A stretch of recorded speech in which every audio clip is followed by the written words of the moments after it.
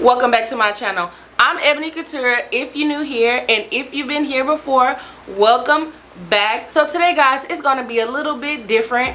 We're gonna sit down, we're gonna sip our tea. Mine is peppermint lemon to be exact. So comment down below if you got some tea right now, and we're just gonna chat. We're just gonna have some girl talk. We're gonna figure out what's going on up there, and we're gonna sort some stuff out. So today's topic, we're gonna be discussing problematic mindsets that destroy your confidence. Girl, I have so many different ways in which I used to tear myself down. And you guys may not know, but this year I turned 30, and I was like, you know what?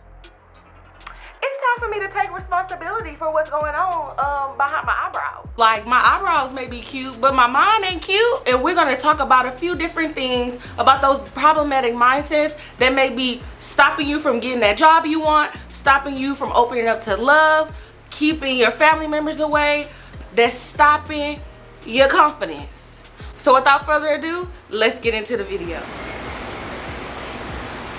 Okay. Everybody's talking about leveling up.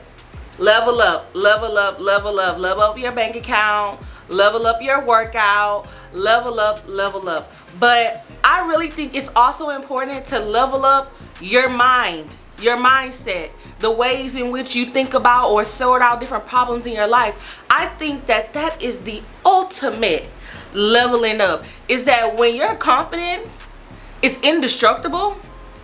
I'm talking about, it don't matter what happened in your life. It don't matter what you lose, what you gain. You're solid as a rock mentally. So one of the things that I used to struggle with a lot, but not so much now, is comparing myself to others. Child, girl, like, can we, when growing up, so a little bit backstory about me. When growing up, I had a best friend who was light skinned. She was slim, she had beautiful hair, she had beautiful teeth, she was funny, and not to downplay the beautiful gifts that God gave her. Just a beautiful, stunning person inside and out. And I used to compare myself to her. I used to be like, oh, I want to be like her, I want to look like her.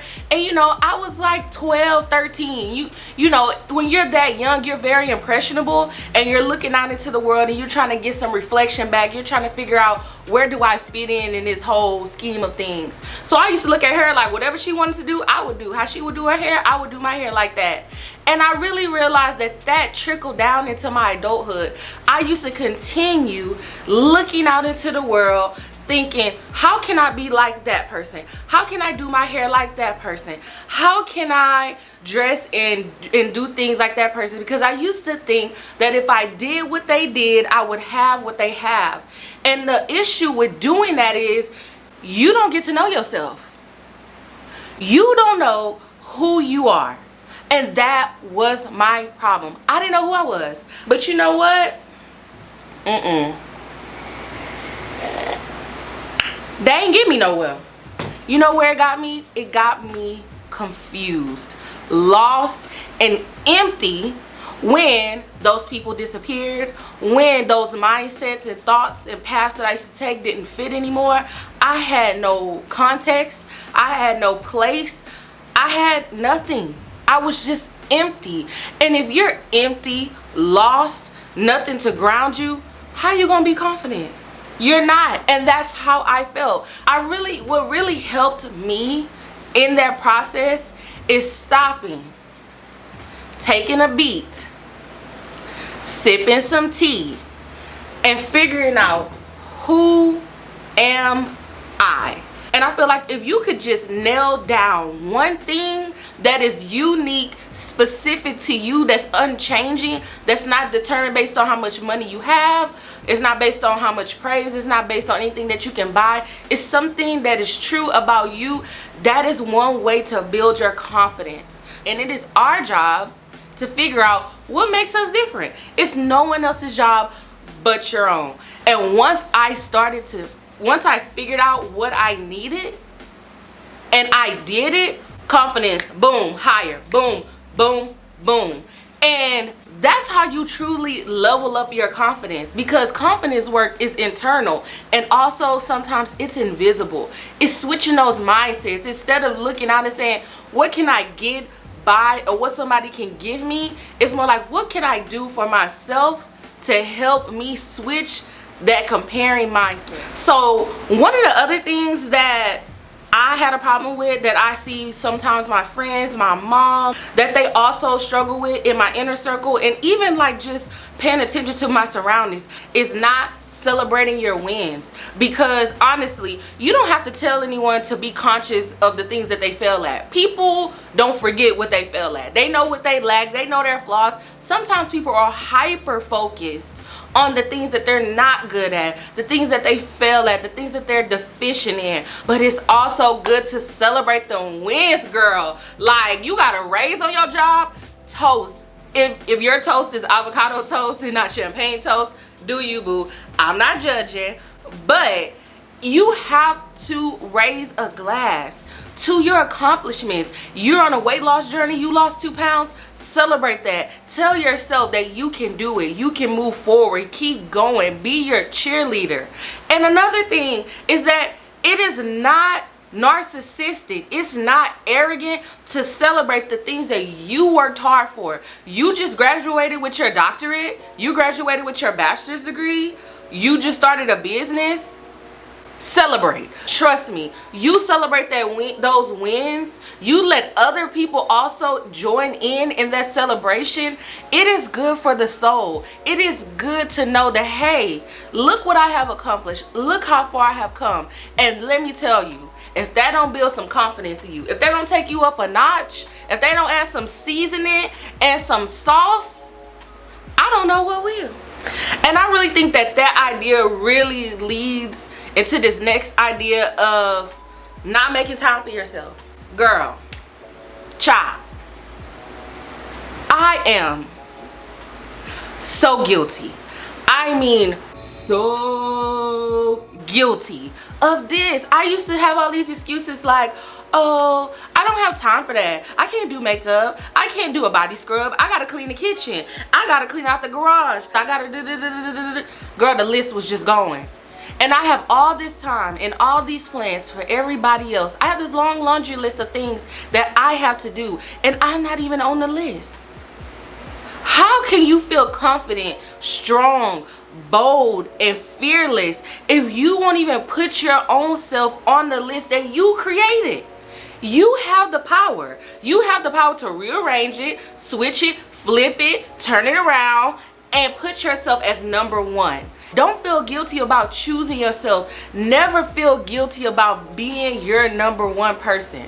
Because in order for you to be there for other people, be there for your family, be there for everybody else, you have to show up for yourself.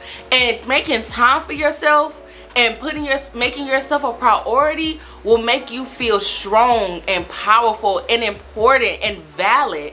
And those are the things and ideas that really, really build your confidence.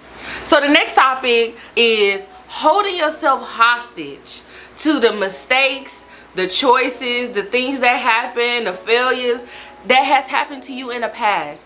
Holding yourself hostage means like you did something that it had a negative outcome and you can't let it go. You won't forgive yourself. You like, I should have known better. I should have did better. I should have made another choice. But at the end of the day, if you figure out how to reframe what happened. Like, no one's saying, oh, act like it didn't happen. All I'm suggesting is that you take that experience, put it in a frame, and label it as something that you learned from. Really go deep into yourself. Really think about it. Pick it apart and figure out, what did I learn? And pull that gem out. Because every failure, every time something unfortunate happened in your life, every time you are confused, every time you're humbled, every time you're knocked down, baby, there's a gem there. Every time. I'm telling you, I just came out of one of the most biggest depressions, the biggest in my life. Sad, depressed, didn't want to go nowhere, didn't want to do nothing, didn't want to interact with nobody. But until I hit that low, I realized, Why am I here? Until you get to that low place and you figure out why are you here or why were you there and pull out that gym, you gonna keep circling around that block, boo. Because like that saying goes, a lesson not learned must be repeated. And you, I'm sure, whatever happened, and I know what happened in my life, baby, I don't want to go back there. And I am so grateful that I went through that experience. I am so grateful that I hit that low, because that low catapulted me exponentially into something that I can't even put words into yet, but I'm just grateful that I can see the transition from then to now. And I'm grateful that I can be here to help you discover some things that can help build your confidence. And to me, that's a gem. Make sure you like, comment, and subscribe before we get into our last topic, which is the concept or the idea that people have to agree or co-sign what you're doing for it to be valid. Girl, you don't need no cosign. Baby, you're not trying to buy you a Honda. You're not trying to get a house. You're trying to build confidence. Nobody has to co-sign your confidence, boo. Nobody. Remember that. People don't have to understand the journey you on. If you shaved your head and you dyed it purple, if you start wearing all black or all white, if you picked up a new language, if you moved to another country, nobody has to co-sign it but you. Nobody got to understand it. Not your mama, not daddy, not uncle, not baba, not papa, not this, not that, not madre. Not nobody.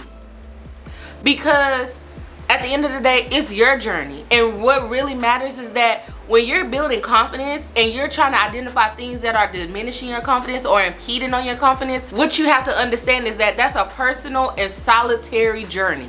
And so no one has to agree. No one has to approve and sign off on the fact that, hey, now you exercising every day. And they're like, oh, well, I thought you was going to be here with me. Well, no. Because what's going to make me feel happy, whole, and confident is working out 5 days a week. If that's you, do you, boo. If you want to make some cannolis, some cupcakes, baby, by all means, do it. Running a marathon. I'm just spitballing and thinking about the different things that you could do to make you feel confident, because sometimes it's really good to know that being confident is built from a series of choices that you make to be more of yourself. That's my definition of it, is that you're on this journey figuring out the things that you like, figuring out the things that you want to do. It is your duty to determine what's for you and what's not for you. And you're not going to get to that place, and you're not going to know unless you go through that process. People use the word confidence, but confidence to me is a synonym for authenticity. You be authentic in who you are. You determine the things that are real for you and that are honest for you, that are true for you, and you stand on them. Stand on them, because that is what makes you unique. And that's really how you build your confidence. Confidence is a journey. It's unique for everybody. It's not one size fits all. You really have to do that work. You have to dig deep. You have to identify the things that are impeding it. You got to stop comparing yourself. You really have to determine, am I creating an environment for my confidence to grow? You got to really stop holding yourself hostage to the things that may haunt you from the past, or choices that you made that may have created unfavorable outcomes. You got to let them things go. You have to release them, determine and create a process for you to do so. And also realizing that no one has to agree with you determining that you want to be confident, that you putting yourself first, that you are making time for yourself. Because really, if you dig deep, you do the work, you find out what is authentic and true to you, you can't tell me you ain't gonna have no confidence. Okay guys, that concludes today's video. Comment down below, and don't forget to hit that bell notification so you don't miss a video every time I upload. And as always guys, thanks for watching, and I'll see you on the next one.